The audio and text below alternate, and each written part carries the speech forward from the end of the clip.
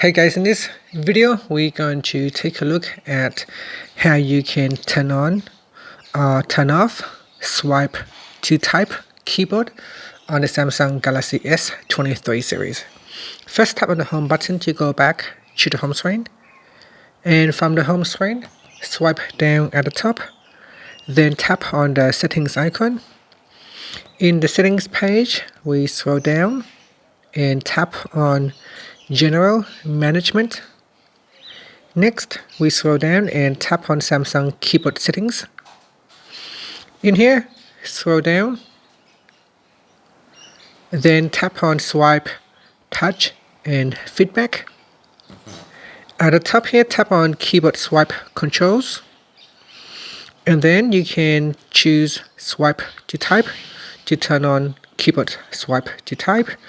So here you can see we can swipe to type in some text. This is a test swipe to type. So when you get it wrong, you can tap on the backspace and then you can type again. And that's it. So that is the swipe to type. If you want to switch it off, you can go into here and choose no swipe gestures, and then you will not be able to swipe anymore.